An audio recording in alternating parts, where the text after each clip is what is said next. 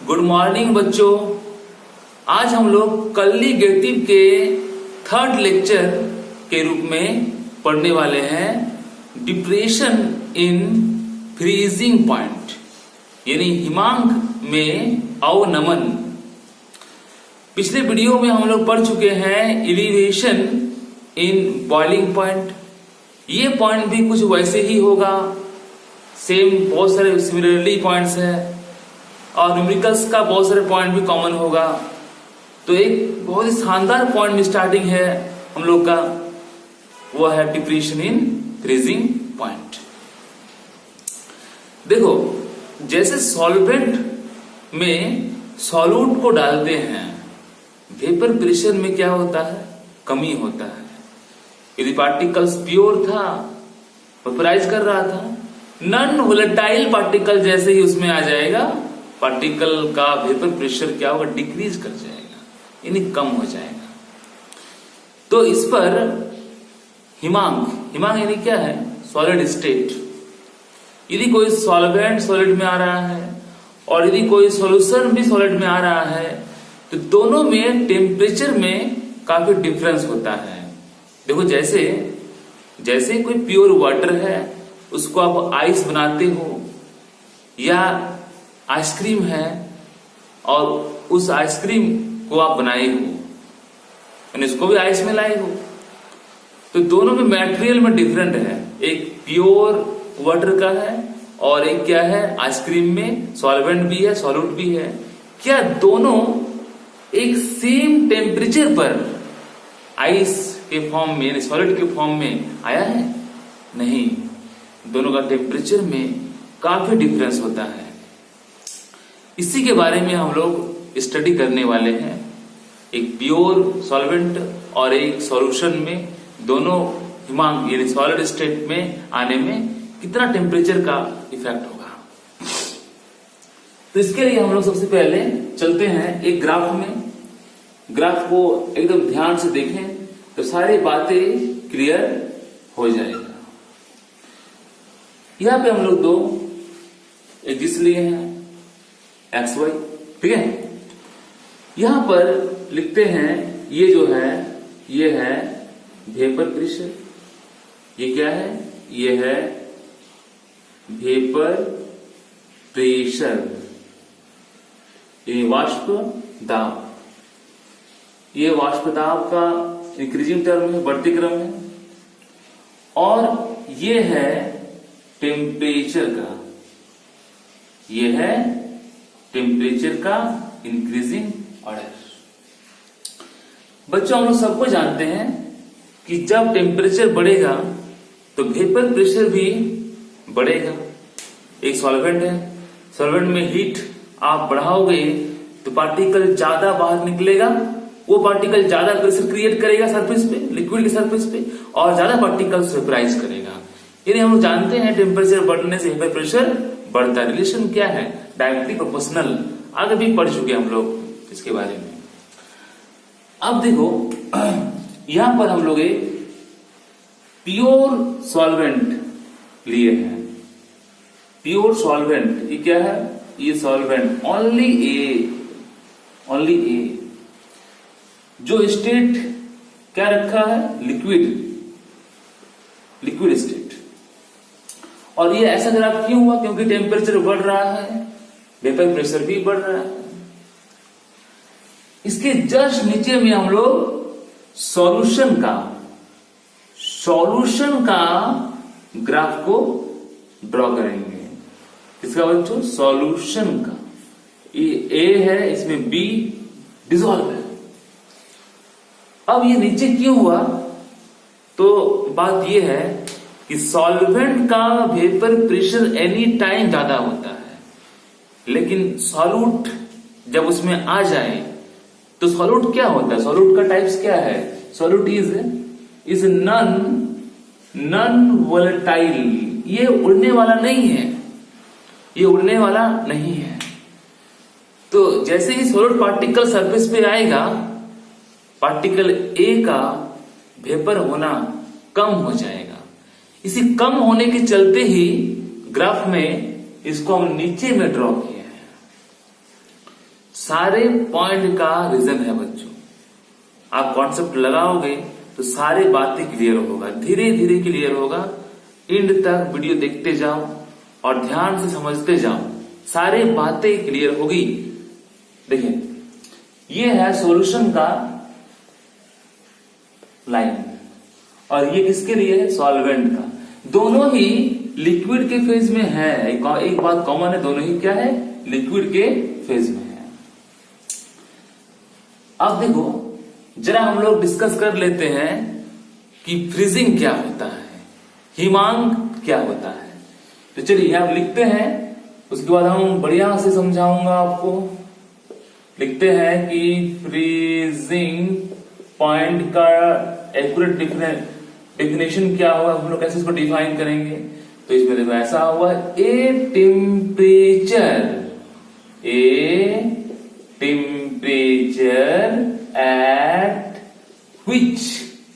at which vapor pressure of liquid and vapor pressure of solid is same is called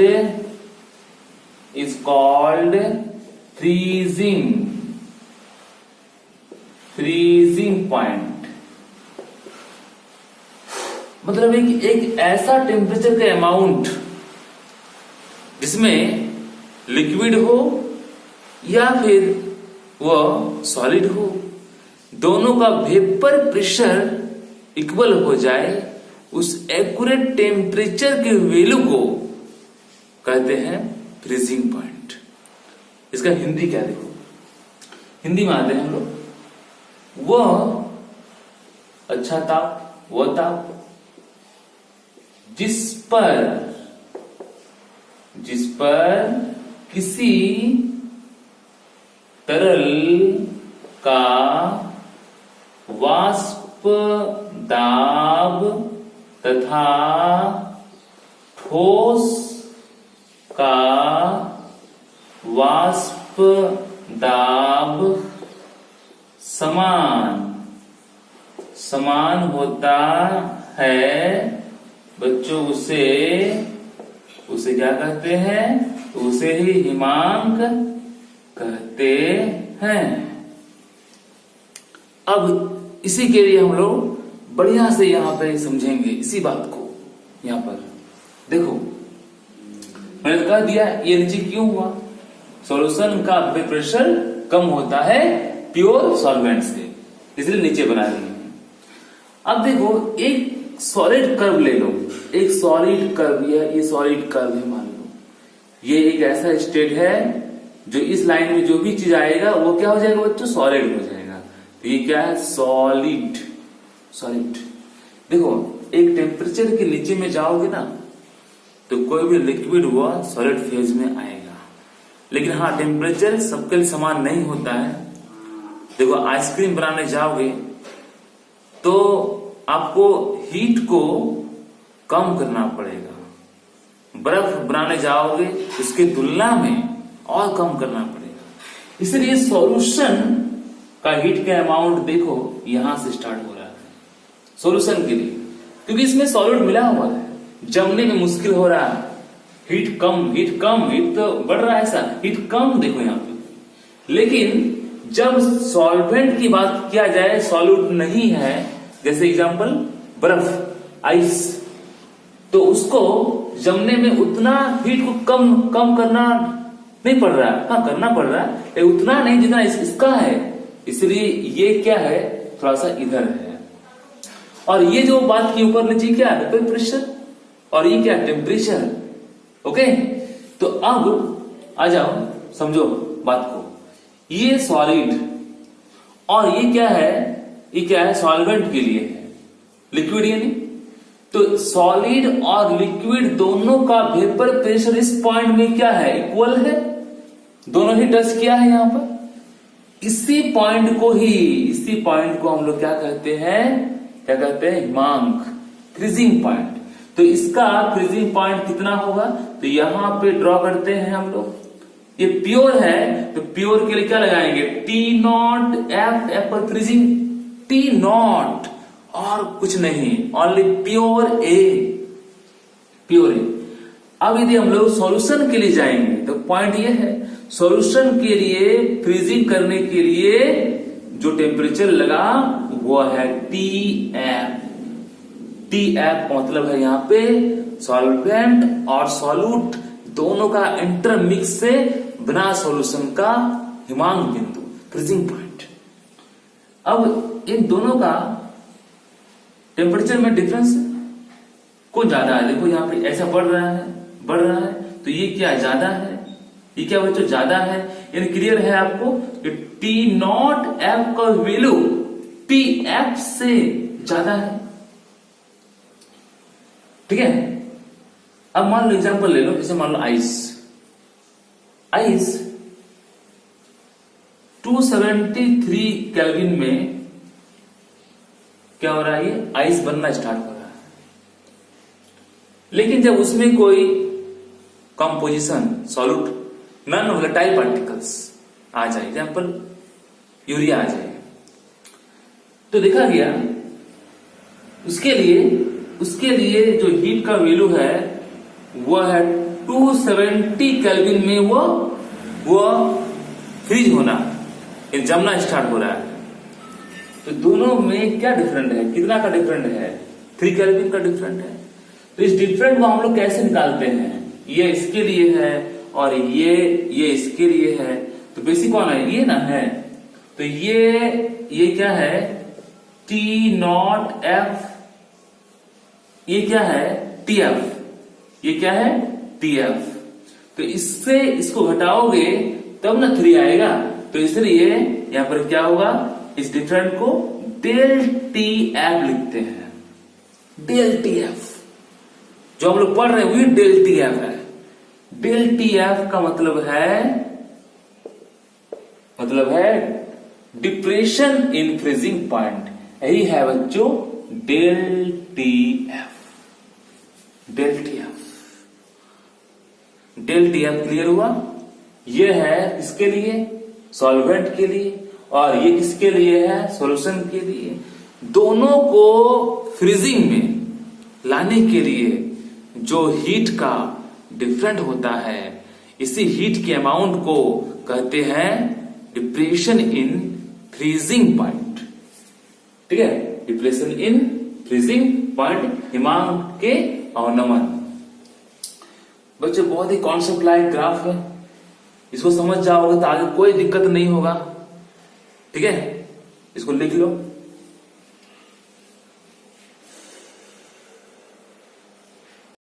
बच्चों अब पढ़ेंगे हम लोग डेल TF के वैल्यू को कैसे निकालते हैं और इसको निकालने के लिए कैसे इक्वेशन को लाएंगे। बहुत सारा एक्सपेरिमेंट हुआ जिसके जरिए ये इक्वेशन लाया गया। एक्सपेरिमेंट में ये देखा गया कि डेल TF का जो वैल्यू है वो स्मॉल m से डायरेक्टली प्रोपोर्शनल में होता है, जहां पे m क्या है, मोलेलिटी। इसके बारे में पढ़ चुके हो। टेम्परेचर इंडिपेंडेंट टर्म है जो बहुत ही अच्छा यूनिट है, इसलिए इसका यूज किया गया है। ओके, डेल TF का टॉपिक चल रहा है, यही है डेल TF। यहां पर m क्या है थोड़ा सा जान लेते हैं हम लोग, आगे भी बहुत अच्छे से पढ़ चुके हैं हम लोग m के बारे में। m क्या है तो देखो, mass of solvent in kg, kilogram में सॉल्वेंट का जो मास होता है उसमें जितना number of moles of solute, ये non volatile solute, okay, dissolve होता है, उसे हम लोग मोलेलिटी से इंडिकेट करते हैं। हो गया बेसिक बात है, आगे भी हो गया, पढ़ चुके हो। ये डेल TF को यदि आप m से इक्वल करने जाओगे तो यहां पर एक कांस्टेंट वैल्यू है के एफ, इससे इंटू करना पड़ेगा। चलिए जानते हैं के एफ के बारे में थोड़ा सा, क्योंकि एग्जाम में पूछते रहता है, थोड़ा सा जान लेते हैं के एफ के बारे में हम लोग, ताकि आगे भी काम देगा। पहला बात क्या देखो, के एफ का जो वैल्यू है वो डिपेंड्स ऑन सॉल्वेंट। ये सॉल्वेंट के वैल्यू पर डिपेंड है। यदि मान लो सॉल्वेंट के फॉर्म में मान लो वाटर है, तो वाटर के वैल्यू पर डिपेंड है। ठीक है, बेंजीन है तो बेंजीन के लिए है। ओके, अगली बात है कि के एफ जो है इसका कुछ और नेम भी है। क्या नेम है? तो नेम है मोलल। ठीक है, मोलल डिपेंड मोल पे है, मोलल। और ये क्या है यहां पे देखो, ये है डिप्रेशन, डिप्रेशन। और एक तरह क्या कांस्टेंट है, ये उसका नाम है, के एफ का नाम। तभी के एफ पुकारेंगे तो इस नाम से पुकारेंगे, मोलल डिप्रेशन कांस्टेंट। अब अगली बात है कि जब भी इसका वैल्यू रहेगा या निकालेंगे, यूनिट क्या होगा उसका। तो देखो के एफ का यूनिट निकालना है तो के एफ इक्वल लिखो। इक्वल क्या होगा? Del T F by M. कहां से पाते हैं? यहां से निकाले हम। डेल टी एफ क्या है? टी एफ एक तरह का टेम्परेचर का अमाउंट है, इसे आप केल्विन लगा दो। और ये क्या है? मोलेलिटी का यूनिट क्या होता है? देखो यहां से मिल जाएगा, ये मोल है और ये क्या है? किसमें है? केजी में है। तो क्या होगा? इसका यूनिट केजी ऊपर जाएगा और मोल तो ऊपर में है ही, तो यहां पे क्या होगा? मोल पर केजी। इसको ऊपर ले जाओगे तो क्या बनने वाला है?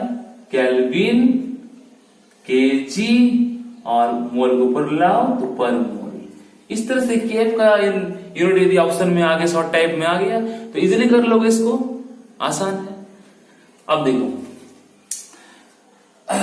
डेल टीएफ निकालने के बारे में थोड़ा सा हम लोग जान लेते हैं, ताकि न्यूमेरिकल्स में बहुत ही हेल्प होगा। क्वेश्चन पूछे तो इजी है, इस तरह से निकाल लोगे। डेल टी एफ के एफ तो कांस्टेंट वैल्यू है, यहाँ पे जो एम का वैल्यू है, एम का वैल्यू निकालने का फॉर्मूला क्या होता है? मान लो बी नॉन वोलेटाइल सॉल्यूट है, एन क्या? नंबर ऑफ मोल है, और ए यहाँ पे क्या है? सॉल्वेंट, तो उसका वेट, सॉल्वेंट का वेट। ये किसमें दिया हुआ है? ये केजी में दिया हुआ। बहुत अच्छा। यदि आपको और अंदर तक जाना है, क्लियर नहीं हो रहा है, चलिए सर थोड़ा सा और बोल दीजिए क्लियर नहीं हो रहा है, तो और आगे बढ़िए। के एफ, ये एनपी क्या? Number of mole of solute, number of mole निकालना है। तो मोल निकालने का फॉर्मूला क्या है? ऊपर में क्या होगा? ऊपर में होगा गिवन मास, जो मास दिया हुआ ग्राम में, और नीचे क्या होगा? Molar mass. यूरिया है तो 60 लगा दो, ग्लूकोज है 180, सुक्रोज है 342, ठीक है, मीथेन है 16 होगा। तो यहां पर देखो ये निकालना है, तो इसको निकालने का फॉर्मूला है, ये एनपी निकालने का फॉर्मूला को हम लोग कहते हैं क्या? WB by MP। इस चीज को यहां पे लगा दो, क्या लगा दो? WB, और नीचे में रखो MP, और ये क्या है? WA। ये केजी में है। नहीं सर, क्वेश्चन तो ग्राम में दिया हुआ है, सॉल्वेंट का वेट ग्राम में दिया हुआ है। अब ये ग्राम में दिया हुआ, आपको यदि केजी में लाना पड़ जाए तब इक्वेशन क्या होगा? तो थोड़ा सा और जान लेते हैं हम लोग। डेल टी एफ का वैल्यू निकालना है, के एफ तो कांस्टेंट वैल्यू रहेगा, दिया हुआ रहेगा। जनरली क्वेश्चन में इसका वैल्यू दिया हुआ रहता है, ठीक है। अब ये WB आपको दिया हुआ है, ये तो MB है, सॉल्यूट का मास है, मोलर मास। ये WA का जो वैल्यू है वो मान लो ग्राम में दिया हुआ है। तो यदि ग्राम में दिया हुआ है तो आपको 1000 से डिवाइड में ऊपर में रखते हैं 1000 को, इससे डिवाइड ऊपर चला गया। तो इस तरह से हम लोग इतना सारे फॉर्मूला का यूज करके हम लोग न्यूमेरिकल को इजीली सॉल्व कर सकते हैं, ठीक है। तो बच्चों इसको बढ़िया से आप नोट कर लो। आने वाले क्वेश्चन मैं आपको बता रहा हूं, आप उसको सॉल्व करने की चेष्टा करो, नहीं होगा तो वीडियो देखो, okay.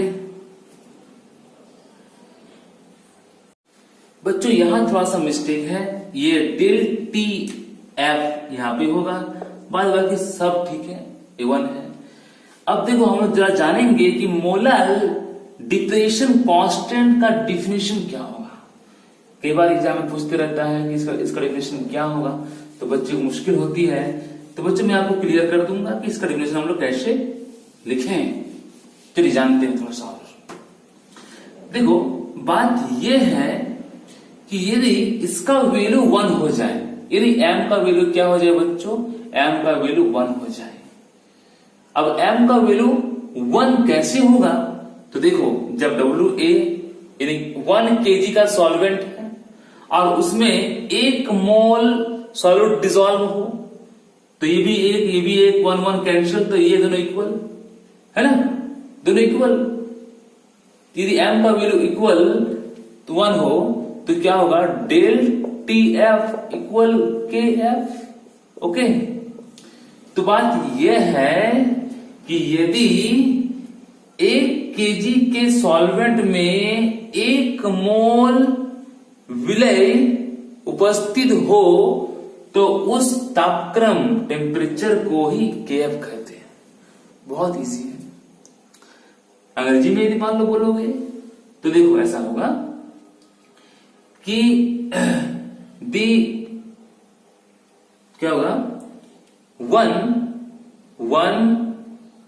Mole of non volatile solute dissolve in 1 kg of solvent at a temperature is known as KF।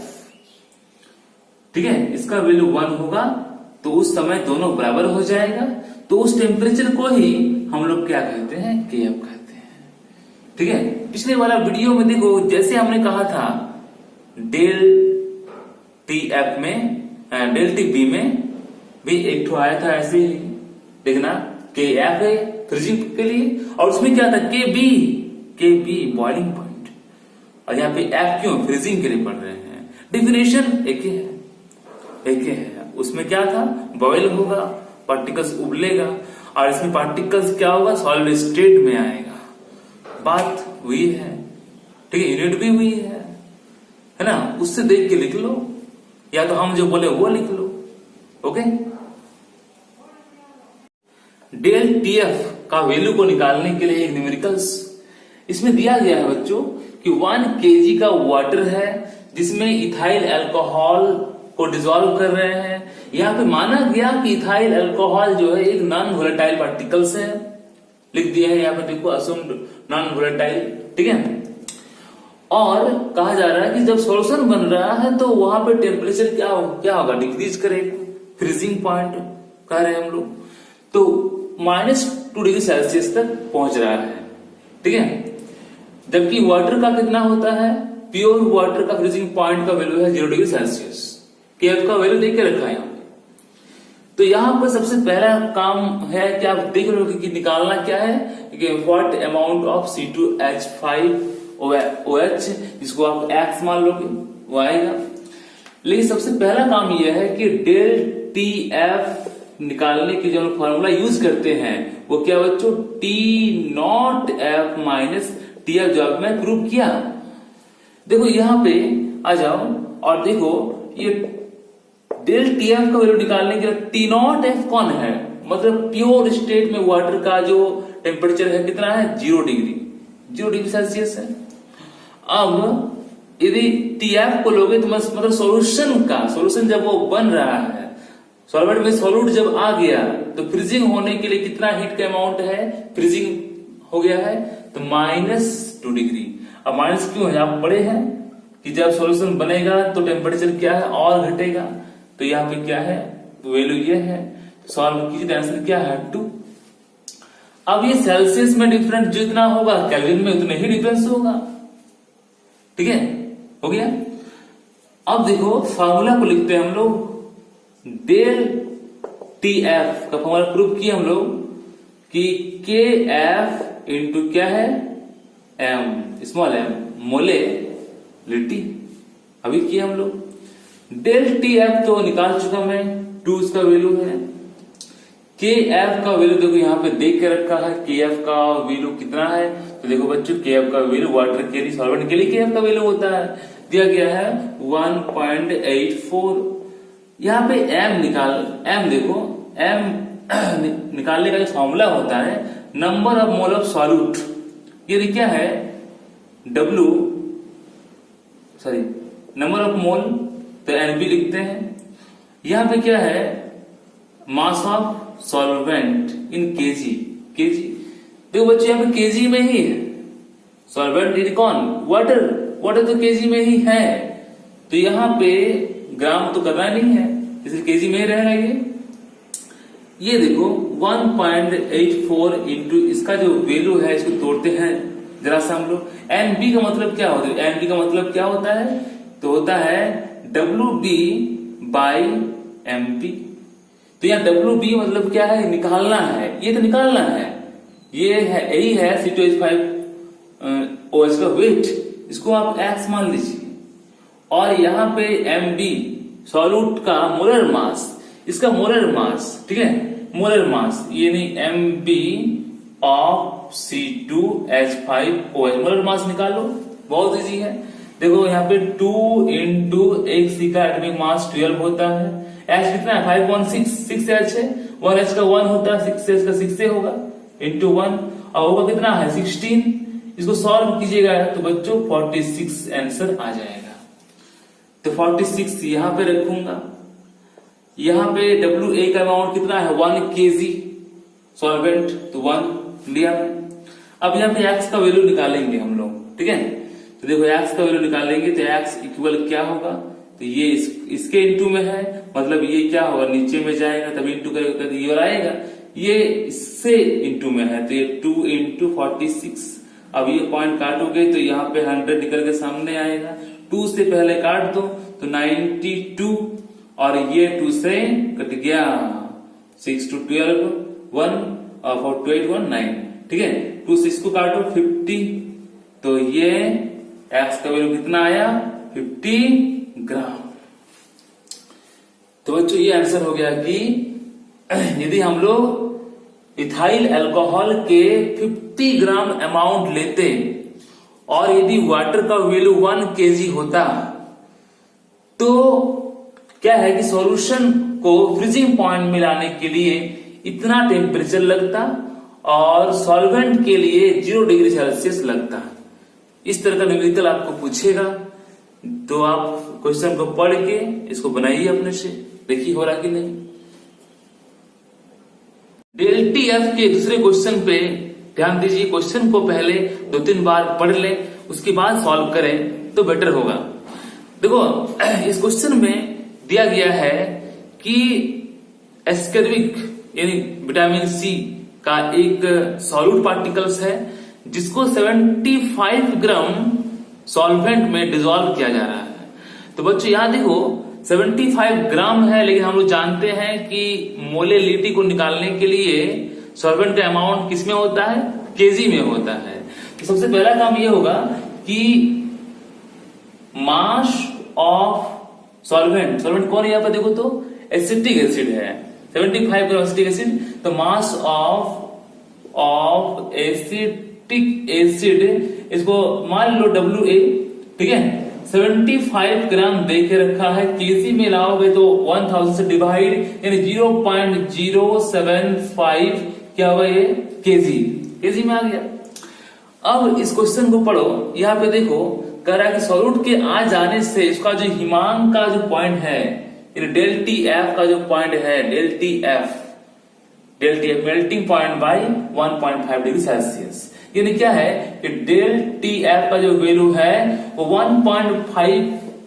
देखो जो डिफरेंस सेल्सियस में होगा वही डिफरेंस केल्विन में भी होगा, सॉल्वेंट का और सॉल्यूशन का डिफरेंस है, ठीक है, केल्विन में। अब देखो यहां पर जो सॉल्यूट पार्टिकल्स है उस सॉल्यूट पार्टिकल्स का मोलर मास कितना होगा, इसका मतलब क्या मोलर मास, ठीक है, यानी क्या है कि मोलर मास ऑफ सुक्रोज, ठीक है, नहीं सॉरी एस्कर्बिक एसिड, तो क्या है कि C6 है, H8 है और O यहाँ पे क्या है 6 है। ठीक है, इसका निकालना है। तो मोलर मास निकालने के लिए देखो ये 6 है तो 6 है और C का एटॉमिक मास 12 होता है। 8 इंटू H का 1 होता है। 6 O का कितना होता है 16 होता है। बच्चों O का कितना होता है 16 होता है। तो यहाँ पे 6 इंटू क्या होगा 16, ये सॉल्व करो। देखो 12 है तो 72 होगा, ये 8 है और यहाँ पे 96, इसको ऐड करो। 72 है, 8 है और यहाँ पर 96, तो 6 इधर और इधर से 8 8 16 117, तो 176 ग्राम पर मोल मोलर मास आ गया सॉल्यूट का। ठीक है, अब निकालते हैं। देखो यहाँ पे क्वेश्चन में क्या दिया गया, के एफ का वैल्यू दिया गया, लिखते हैं के एफ का वैल्यू 3.9 केल्विन केजी पर मोल हो गया। निकालना क्या है कि एस्केर्विक जो एसिड है उसका मास निकालना, द्रव्यमान निकालना। तो यहाँ पे उसको क्या ले लो, तो WB से इंडिकेट करो, वेट ऑफ एस्केर्विक एसिड, ये आपको निकालना है। सबसे पहला काम, चलते हम लोग फॉर्मूले पे आते हैं। पहले हम लोग जानते हैं कि डेल टी एफ जो हम लोग पढ़ रहे हैं, पढ़े भी है इसके बारे में, इक्वल क्या होता है के एफ इंटू क्या है मोलेलिटी।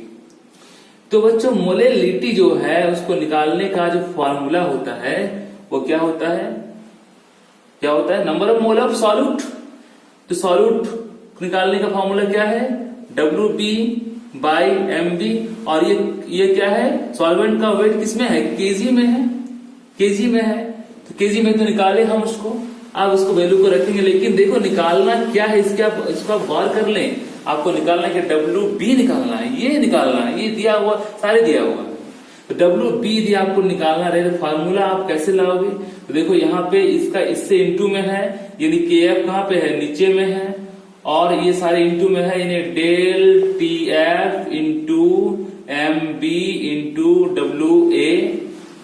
तो यहाँ देखो डेल TF का जो वैल्यू है, डेल TF में आ जाओ और देखो इसका वैल्यू कहाँ पे है, यहाँ पे है डेल TF का वैल्यू, देखो चेक करो। डेल TF का वैल्यू यहाँ पे है 1.5, तो यहाँ पे 1.5 में रख दिया। ओके, MB मतलब क्या है सॉल्यूट का मोलर मास में निकाला अभी, यही है बच्चों MB, यही है MB मोलर मास सॉल्यूट का। कितना मैं निकाला इसको, अभी मैं ये निकाला 176 निकाल चुका। अब इसके बाद देखो ये क्या WA है सॉल्वेंट का वेट, सॉल्वेंट का वेट कितना है, तो केजी में लाया मैं इसको 0.075, और KF का जो वैल्यू है, KF का वैल्यू यहाँ पे 3.9 जो क्वेश्चन में दिया गया है 3.9। अब इसको हम लोग सॉल्व कर लेंगे। सॉल्व करने के बाद जो वैल्यू आएगा, इसका वैल्यू वो करीब 5.08 आएगा, और वो किसमें आएगा बच्चों ग्राम में आएगा, क्योंकि हम लोग क्या निकाल रहे हैं एस्केर्विक एसिड का वेट किसमें होगा ग्राम में होगा, ग्राम में होगा। इस तरह से सारे क्वेश्चन जो है आप सॉल्व कर लोगे। क्वेश्चन को ध्यान से पढ़ना होगा और फार्मूला आपका कॉन्सेप्ट हो, ठीक है। फार्मूला यदि कॉन्सेप्ट में नहीं होगा तो आगे कोई भी पॉइंट आप क्लियर नहीं कर पाओगे। तो टॉपिक्स थोड़ा सा हार्ड लगेगा, लेकिन बच्चों थोड़ा सा धीरे धीरे पढ़ते आपका कॉन्सेप्ट क्लियर हो जाएगा, ठीक है।